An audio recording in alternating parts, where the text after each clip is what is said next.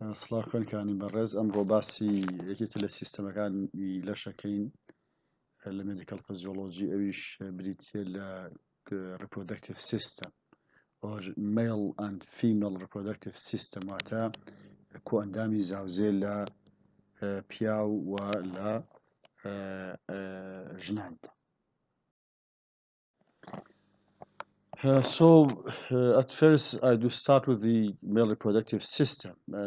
So as you know, the male reproductive system is made of different structures. يعني كأندامي زوجة لبياوا لچند بشكي جواز لچند structure كي جواز دروس بو. Each of these structure has a specific role in the process of reproduction. يعني هذه شكل أم structure أنا رول كتابتي هي ل process reproduction, especially in the male reproductive system. متابعتي للأشياء لا كوندامي زوجة لا male لا بياوان. First, what we have or there is or there are two testes in male. يعني two testes man here لشي لا بياوانا. Then within the testes, what we have different structures. يعني لناو پێکاتەی تێستەکانە چیمان هەیە چەند سترەکچەرێکن کە ڕۆڵیان هەیە لە پرۆدەکشنی سپێرم لە دروستکردنی سپێرم و گواستنەوەی ئەوانیش پیان ئەوترێکی پیان ئەوترێت seminiferous tubules. We will explain this later in دوای باسێکەکەین. Then after seminiferous tubules what we have reti testes. يعني سترەکچەرێکی تر هەیە لە ناو تێستە پێوتێت reti testes کە شێکات ڕۆڵیان هەیە لەچی لە گواستنەوەی سپێر. Then the second part of the male reproductive system are made of ducts. يعني وتمانەکەم زاد what we have testes. يعني تێستەکان هەیە دوای چیمان هەیە دەکتێک کەناڵمان هەیە بۆچی بۆ گواستنەوەی سپێرم لە تێستەوە بۆ کوێ بۆ outside of the body or outside of the male reproductive system. یەکەم پارت کە هەمانە پێ ئەوترێت epididymis ئەم پارتێ. This is called epididymis. Okay, then what we have vas difference or ductus difference. ئەم تیوبێکە لێرە دەست پێ ئەکات و پاشان سپێرمە گوێزێتەوە بۆ کوێ بۆ یوریثرا. و دوای ئەوە چیمان هەیە دوای vas difference پارتێک ترمان هەیە پێوتە ejaculatory duct. It is a specific let us say canal which is responsible for or it is involved with the process of ejaculation. يعني كنالكي تايبته ك رولي هي لبروسيسي ejaculationi سبيرما. طبعا بو هر تيستسيك چيمان هي يعني هر يعني دو تيستس هي هريشي كان epididymis و vas difference تايبتي خوي هي then چيكن لا ejaculatory duct لوي يكا گرن و چي دروسكن دو ejaculatory duct urethra معنى. Urethra is a shaded canal or tube between reproductive system and urinary system. يعني urethra جۆگەیەکی هاوبەشە لەکوێ لە بینی کۆئەندامی زاوزێ و کۆئەندامی میزەڕۆت. So what are the testes? Testes are oval shaped structure as you see it here. يعني شێوەی هێلکەییان هەیە that located in the scrotum. يعني كوتونة now show كوتونة now scrotum which is a sac of skin. You know this. تستكان شويكي oval shape يعني هي وكوتونة now تولكيك كبي أو تريد لشي بي أو تريد skin و بي أو تريد scrotum وأم scrotum لشي دروس بوا foldك على skin يعني لسكيني human skin دروس بوا. Normally the temperature of testes is slightly lower than the يعني slightly lower. It means يعني 1 to 2 degrees lower in compared to what to the body temperature. يعني بشويكي قشتي temperature حراري testes البياوانا 1 بۆ 2 درجة لخوار تمپریچەری لەشەوەیە زان کە تمپریچەری لەش لە چنێک پێکاتوتمان 36 و نیو بۆ 37 و نیوە تقریبن بەڵام تێستەکان 1 بۆ 2 دەرەجە پلەی گەرمیتیانە نزمترە بەراوردێکی بەچی بە کۆر بەدی تمپریچەر ینی ئەو تمپریچەری کە لە ناو لەشی دروستە بێت. Why this is important? Because low temperature of testes is necessary for the production of viable sperm. يعني أو يكبدو 2 درجة لا temperature كنسبة بو لا تستكانا جرينجن لا بروسي برودكشني دروزبوني سبيرم يعني سبيرميكي زندو وأجر هاتو تستكان لناو abdominal cavity بمعنى لو temperature برزا يعني اللي بو 36 ونيو بۆ 37 ونیو بمایەتەوە ئەو کاتە ناتوانن چی دروست کە ناتوانن viable sperm دروست بکەن و ڕووی کلینیکی و حاڵەت هەیە کە بۆ تستەکان لە کاتی پرۆسی دروستبوونی مناڵە کتەبەن خۆیان لە ناو سکان لە نزیکی گورچیلەکان و دوایەوە لە پێش لەدایک بوونەوە نەخوارە بۆ ناو سکرۆتەم هەنە جار ڕتێنشنەکان نایەتە خوارەوە و ئەمەش ئەگەر هاتو عملیات چارەسەری بۆ نەکرێ ئەوە بێتە هۆی نەزۆکی لە پیاوان. طبعا each testis is divided internally into different lobes يعني هر تستيك قليل سيدي بكي لچن لوبيك دروس بيت.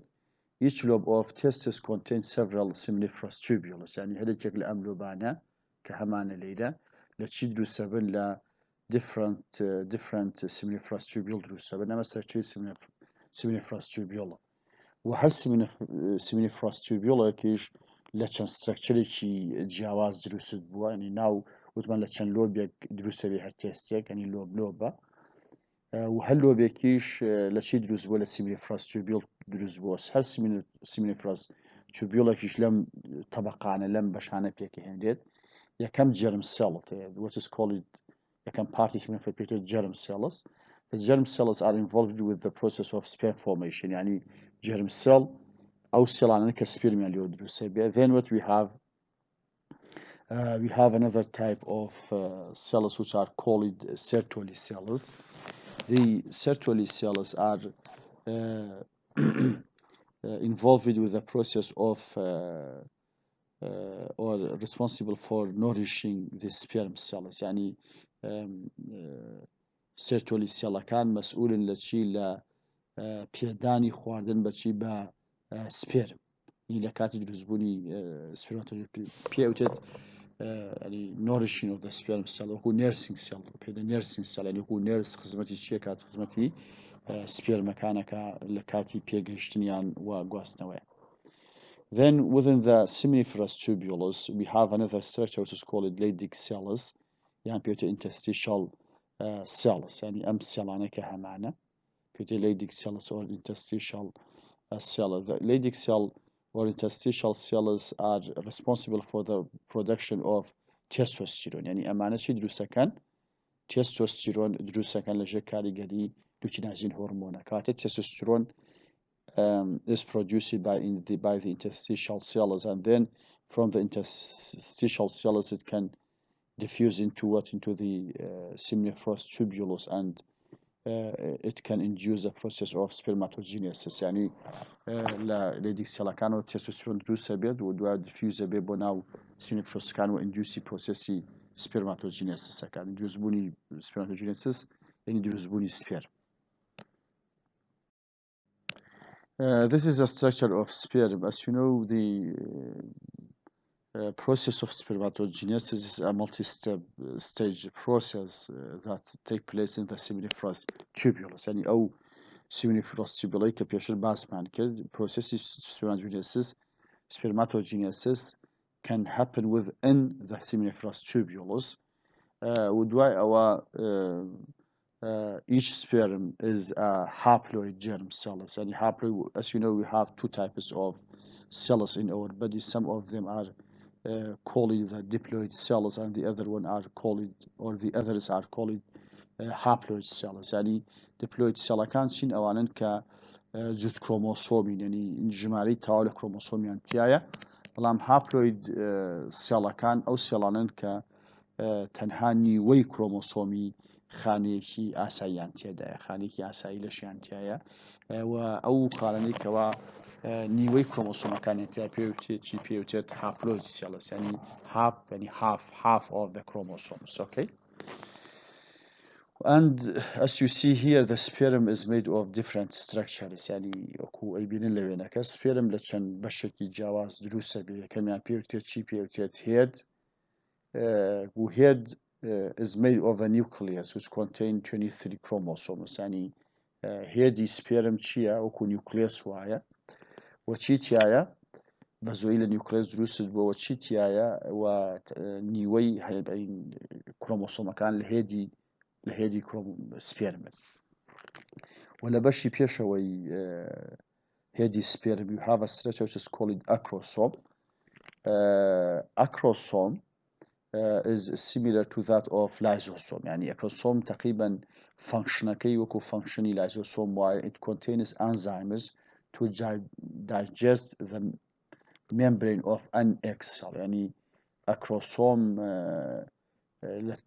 بشي بيشوي هيدي سبيرما وكو لايسو صوم إيشاكات تو أزاين كلايسو صوم إيشاكي دايجستنا وشكات يارمتي penetration دايجستي دیواری ئێگ ئەدات لە کاتێکە لە کاتی پرۆسسی فەرتیلایزیشن یعنی کاتێک سپێرمە نووسێت بە ئێگەوە بەهۆی ئەکرۆسۆمەوە لایسەسی دیواری ئێگ ئەکات و ئەتوانێت ئینجێکشنی چی بکات جێنێتیک مەتریێڵەکەی بکاتە ناو هێلکەوە کەواتە ئەکرۆسۆم سترەکچەرێکی زۆر گرنگە لە چیا لە سپێرمە ئەگەر هەر جاری وایانی هۆکاری نەزۆکی پەیوەندی بە دیفێکت هەیە لە فەنکشنی ئەکرۆسۆم چونکە ناتوانێت سپێرمەکە پێنترێشنی egg. Then what we have, the second part of the sperm is called the middle piece that contains mitochondria for ATP production. يعني أنبشة POT middle piece it contains mitochondria which, as you know, the function of the mitochondria is the production of ATP. يعني main function of the mitochondria هي production ATP و أما وعكاد energy دابين بكابو أو كسبيرم بأساني لرجع تيلوا بجولة. Third structure of the sperm is the tail or the flagella. It provides motility. يعني it helps the sperm to move throughout the reproductive system, male and female reproductive system. يعني هردو شامتي قواسنا sperm داد لا باجولة sperm داد لشلا now reproductive system. كواتا sperm لشي دروس بول head لە middle piece لەگەڵ چی لەگەڵ tail. دیارە لە کاتی پرۆسسی فەرتیلایزیشنە تەنها وتمان نیوکلەسی سێڵەکە ئەکرێتە ناو ئێگەکەوە ئەمە هەر بۆ زانیاری خۆتان وتمان لە middle piece چی تایە مایتۆکۆندریای ئەو مایتۆکۆندریای کە لە ناو سپێرم هەن هەمووی لەکوێ کۆبووەوە تقریبا لە ناو لە middle piece هەیە لەبەر ئەوە لە کاتی فەرتیلایزیشنە middle piece ناچێتە ناو ئۆڤەمەوە ناچێتە ناو هێلکەوە چی ئەبێت ئەو مایتۆکۆندریانەی کە مناڵێک وەریەگرێت تقریبا لە 99.9 لە 99 بۆ 99.9 مایتۆکۆندریەکان ئەو مایتۆکۆندریانەی بکە لە دایکەوە هاتوو نەک لە باوکەوە هاتبن بۆ لەبەر ئەوەی سپێرم مایتۆکۆندریای سپێرم لەکوێ لە middle piece و middle piece نابێتە بەشێک لە چی لە زایگۆت یعنی لەو لە دوای ئەو سترەکچەری کە لە دوای فەرتیلایزیشنەوە ڕوەدات لەبەرەوە هەر دیفێکتێک لە مایتۆکۆندریای دایکەکە هەبێت ڕاستەخۆ لەسەر مناڵەکە دەرەکەوێت بۆ لەبەر ئەوەی مایتۆکۆندریای باوکەکە ناتوانێت بگوێزرێتەوە بۆ منداڵەک. Then after testis what we have another structure as we mentioned it before. It is called the epididymis. Epididymis چیە? It is a single convoluted tube يعني تیوبێکی پێچ خواردووە و تقریبا 5 متر درێژە يعني it is يعني about 5 meter in length يعني ئەم تیوبێکی زۆر پێچ خواردووە و نزیکەی 5 متر درێژە و epididymis it is involved with the sperm transportation يعني گواستنەوەی سپێرم لە تێستسەوە گوێزێتەوە و ماچورێشنی سپێرم ینی سپێرم کە دروستە بێت لە ناو ئیپیدیدیمەسا ماچورێشنەکە پێ ئەگات ینی لە کاتی گواستنەوەی لە ناو ئیپیدیمەس ماچورێشنەکات و it can act as a storage site for the sperm for the let us say generated sperms ینی واتوانێت وەکوچی ئیش بکات وەکو سایتی ستۆرجی سپێرمیشی کەواتە ئیپیدیمەس فانکشنەکەی سپێرم ترانسپۆرت گواستنەوەی سپێرمە ماچوریشن ینی پێگەیشتنی سپێرم لەگەڵ چی لەگەڵ ستۆرجی سپێرم کۆکردنەوەی سپێرم بۆ کاتی ئیجاکولیشن لە لەکوێ بێت لە ناو ئیپیدیمەس کۆ ئەبێتەوە. Then what we have a fluid which can be ejaculated from the male reproductive system which is called semen. There fluid يكمان هيك لكاتي ejaculation على بقول للاي reproductive system بياو كيت الدروا ايش بيوتي semen.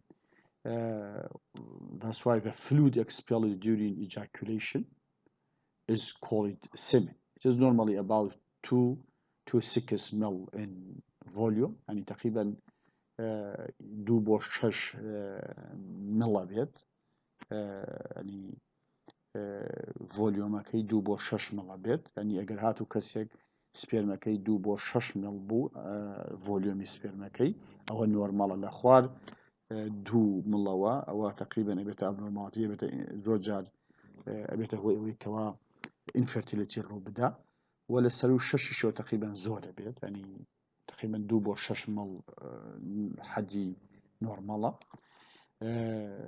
لەناو ئەم 2 بۆ 6 میڵە contains 35 to 200 million sperm و لەناو ینی تقریبا چەندێتە 35 بۆ 200 ملیۆن سپێرم لە ناو چیدا ناو ئەم سمینایە ناو ئەو سۆلوشنی ئەو فلودەیە کە لە کاتی ئیجاکولیشنی بۆکەی بۆ دەرەوە کە ئەم سپێرمانە لە کوێن لەناو they are suspended in a nutrient fluid which is called seminal plasma ینی سپێرمەکان لەناو nutrient fluidەکان لەناو فلودەکان کە خواردنی تەواو پێداویستی تەواوی بۆ سپێرمەکان تایە کە پێوتێ seminal fluid کەواتە ئەگەر ینی نۆرمەڵ ڕەنجی سپێرمیش تقریبا 35 بۆ 200 ملیۆن سپێرمە و ئەگەر هاتوو کەمتر بێ لەم نیسبەیە ئەوە مشکلە بێتە هۆی چی بێتە هۆی infertility. Then within the male reproductive system you have some glands which are involved with the process of semen formation يعني ڕۆڵیان هەیە لە چی لە پرۆسەسی دروستکردنی سمن ئەو سرچەی ئێستا باسمان کرد و فلودی ئێستا باسمان کرد یەکەم سرچەر پێی ئەڵێت seminal vesicle چین seminal vesicle they are let us say a pair of seminal or there are two let us say a pair of seminal vesicles in male reproductive system and seminal vesicles are involved with the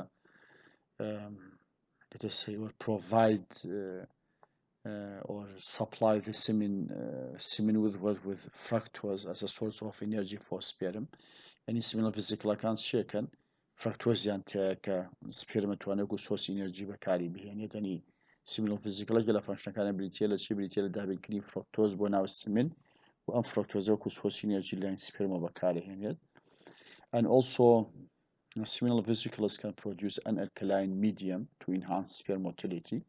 seminal vesicle توانه چی دروست کرد توانه alkaline medium دروست کرد بو أوی و أم alkaline medium و هاك sperm باسانی چی بکرد متعال. دوهم structure ل male reproductive system بيوتي prostate gland. طبعا ايوه دلنيام كأزان prostate gland چیه؟ it is a muscular gland يعني gland که بزوری لمصل دروس بوا. secretes slightly acidic fluid يعني تقريبا أو سكريشني كبروستات gland هي تقريبا أسيدة يعني كمية أسيدة containing an antimicrobial chemicals and citric acid for energy production و أو فلودي أو سكريشني كبروستات هيتي كەمێک ئەسیدە و چی تایە ئەنتی مایکرۆبیال کیمیکەڵی یعنی هەنێک مادەی کیمیایی تایە کە دژە بەکتریا دژە مایکرۆبن و ناڵن میکرۆب لە ناو سپێرم لە ناو seminal fluid گەشە بکە and also contain citric acid for energy production و چیشە کات provide citric acid دەکات بۆ ناو seminal fluid کە ئەمەش ئەتوانێت بەکات بهێنێت وەکو چیوەکو سەرچاوێکی ئێنێرجی دوایەوە گلاندێکی تر کە هەمانە پێوتێ bulbourethral gland or Cooper's gland ینی هەر لە reproductive systemە Cooper gland also secrete an alkaline secretion that coat the interior of the urethra just before ejaculation يعني أم bulbourethral gland alkaline secretionێک ئیفراز دەکات تقریبا چەند چرکەیەک پێش ئەوەی کە پرۆسەی ئیجاکولیشن ڕوو بدە و ئەم alkaline solutionە چی ئەکا فانکشنەکەی چییە neutralize any acidic urine that might be present within the let us say male reproductive system يعني ئەم bulbourethral gland چیەکە alkaline secretionێک ئیفراز دەکات چەند چرکەیەک پێش چی پێش پرۆسەی ئیجاکولیشن بۆ ئەوەی چی بکە نیوترالایزیشنی هەر بۆ نمونە وجودی درۆپێک لە یورین یان هەر مادەیەکی ئەسید کە لە ناو ڕێڕەوی سپێرما هەبێت وای لێ ئەکات کە نیوترالایزیشنی بۆ بکات وەزە لە سپێرمەدا لە کاتی ئیجاکولیشنەوە بۆ لەبەرەوەی ئەگەر بیتان بێ وتمان یوریثرا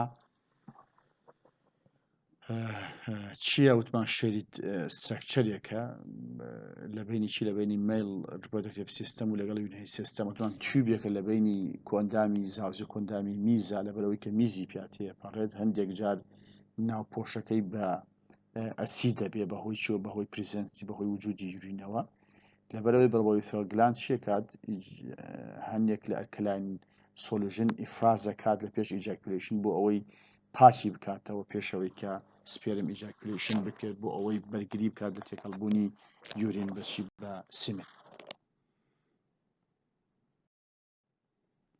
Then now I am trying to explain the female reproductive system. As you know, the female reproductive system is made also is made of different structures. يعني كوندامي زاوزيل لا أفرتا أيش لا كان بشكل جواز دروست بوا.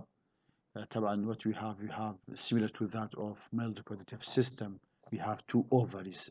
يعني ليش شيء يعني do ovary do هالكدان معناه اللي do testis معناه ولا do ovary معناه. و each located at the each side of the body يعني كالرايت كالليفت يعني لهلا كوا.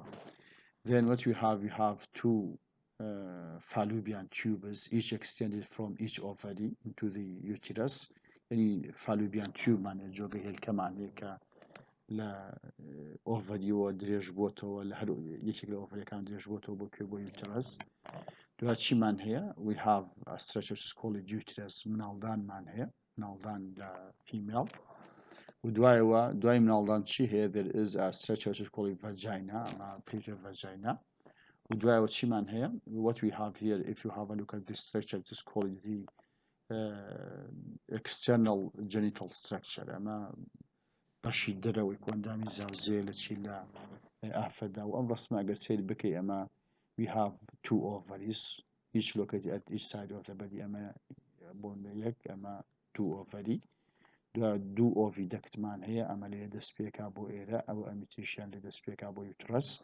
ودو يوترس this is called uterus أما يوترسها ودواي يوترس چی هي vagina هي ك دواي باسيك.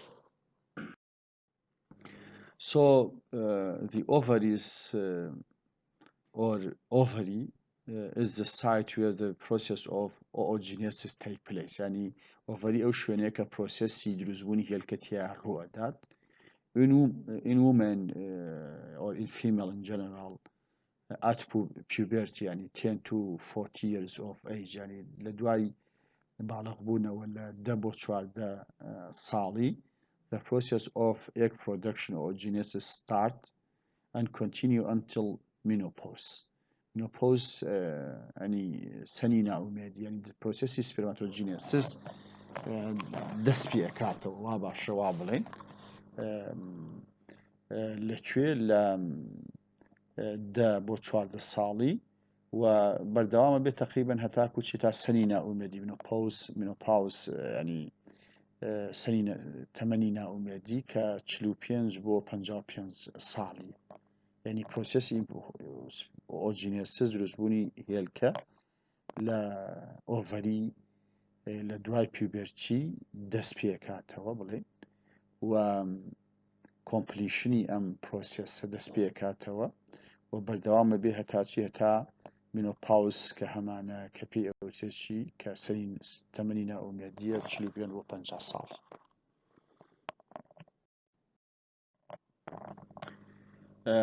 Then, as we mentioned it before, after or each ovary is connected with the uterus with the aid of the fallopian tube, يعني reputed oviduct يعني هل يكيك الأوفريا كان oviduct تابتي خوي هي. The structure of fallopian tube ensures sweeping of ovum toward the uterus يعني structure كي المتي قواستنوي ovum دا هل ovulate هل إجكيت الدلوا يالمتي لرجع oviduct وأتوانت پاڵی پێ بنێ بەرەو ڕووی شێ بەرەو ئاراستەی یوتیرەس ینی یامەتی گواستنەوەی ئۆڤەمەدا لە شێوە لە ئۆڤەریەوە ئەنی هێلکە ئەدا لە ئۆڤەریەوە هێلکە دانەکانەوە بەرەو کوێ بەرەو یوتیرەس. Normally the process of fertilization takes place in the fallopian tube ینی پرۆسسی fertilization لەکوێ ڕوئەدا بە شێوەیەکی ئاسایی لە ناو ئۆڤیدەکت ڕوئەدات و دوای فەرتیل تقریبا چەند ڕۆژێکی پێچێت دوای فەرتیلایزیشن اینجا ئەگاتە ناو یوترس و لە ئیمپلانتیشنەکە و دوای ئەوە یوترس is shaped like an upside down pear ینی وەکو چی وایە ینی یوترس شێوەکەی تقریبا وەکو upside down pear وەکو هەرمەیەکی هەڵگەڕاوەوە هایە. The narrow lower end of the uterus يعني بشي خوارەوەی uterus أو بشي كتزبوقي خوارەوەی uterus پێ ئەوتێکی يعني کرانەوەی uterus لەناو vagina پێ ئەوتێکی پێوتێ cervix يعني پێوتێ ملی ڕەحمی پێ ئەوترێت و ئەم پارتەی uterus يعني endometrium ناو پۆشی ڕەحم which line the uterus is regenerated and lost during each menstrual cycle. يعني تقريبا ناو پۆشی ڕەحم توانێت دروست بێتەوە و دوای ئەوە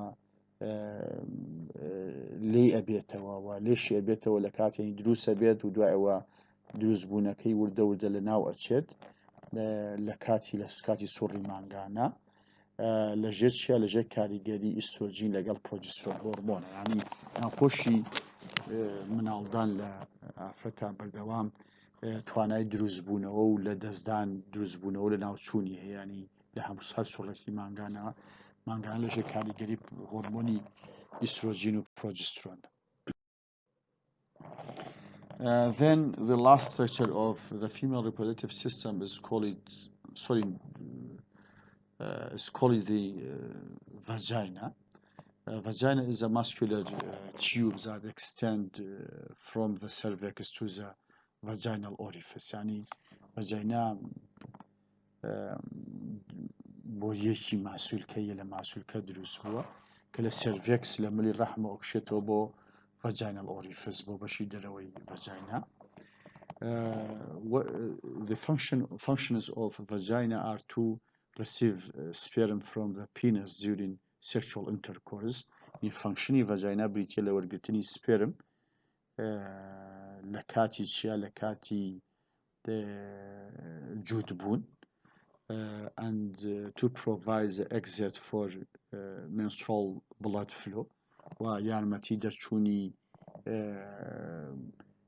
خوێنی سوڕی مانگانە ئەدات و دوای ئەوە it became the birth canal at the end of pregnancy و لە دوای تاوابوونی فترەی حەملیش یارمەتی هاتن دەرەوەی مناڵەدا لە چی لە ناو ڕەحم کاتە سێ فەنکشنی سەرەکی هەیە یەکەمیان ڕۆڵی هەیە لە وەرگرتنی سپێرم لە کاتی جووتبوون و هەم یارمەتی چوونە دەرەوەی سوڕی مانگانە ئاداتێنی ئەو بڵەد و ئیندۆمتریال دیسکۆمیشنێنی کە لە ناوپۆشی ڕەحم هەڵ لێ ئەبێتەوە لە ڕێگەی ڤەجایناوەکەیتە دەرەوە و لە وەکو جۆگەیەکی مناڵبوونیش جۆگەیەکی هاتن دەرەوەی مناڵیش ڕۆڵی هەیە لە کاتی چیا لە کاتی لەدایکبوونی مناڵ. External genitalia. The female external genital structure may also be called the vulva and any بەشی دەرەوەی ڤەجاینا لە female reproductive system پێی ئەوتێت vulva و it's made of different structures و vulva لە چەند structureێکیش دروست بووە یەکێ لەوانە پێی ئەوتێت clitoris و دوای ئەوە labia major and labia minor yani clitoris و labia major و labia minor and Bartholin's glandis yani لە ئەم چوار structure سەرەکیە دروست بووە external genitalia لە چوار structure سەرەکی دروست بووە. گرنگترین structureەکانی external genitalia یەکەمیان پێی ئەوتێت clitoris is a small mass of erectile tissue anterior to the urethral orifice yani ئەویش ماسێکە پارچێکی بچووکە لە erectile tissue yani erectile tissue yani it can erect just like a penis in male yani clitoris تقريبا بە هەمان شێوەی penis لە پیاو توانای erectionی هەیە بەڵام بۆ نمونە حەزمی تەمە ئۆریجینەکەشی تقریبا هەمان ئۆریجینی پینەسە لە پیاوانە وەکوێتە بەشی پێشەوەی urethral orifice ئەو شوێنەی کە urethra تیا کرێتەوە. The only function of the clitoris is sensation و تەنها فەنکشنی clitoris لە female بریتیە لە چی بریتیە لە هەست بریتیە لە هەستکردن و ئەوەی کە پێوتێت چێژی and it responds to sexual stimulation يعني functioning clitoris sensation گرنگەکەی چیە لە female ئەوەیە کە respond to sexual stimulation يعني لە کاتی جووتبوون یارمەتی ئۆرگازم ئەدادرێت چیا لە ئافرەت و گلاندێکی تر کە هەمانە پێوتێت Bartholin's gland also called vestibular gland يعني ئەم گلاندە يعني پیشی ئەوتێت vestibular gland. The secretion of this gland keeps the mucus moist and lubricates the vagina during sexual intercourse يعني ئەم گلاندە بۆ چی گرنگە لەبەر ئەوەی هێشتنەوەی یارمەتی بەتەڕی هێشتنەوەی ڤەجاینا ئەدات و یارمەتی لە کاتی پرۆسەی جووتبوونە یارمەتی لەبریکەیشنی ناوپۆشی ڤەجاینا ئەکات لە کاتی چیا لە کاتی سێکسوال ئینتەرکۆرسە لە کاتی جووتبوون.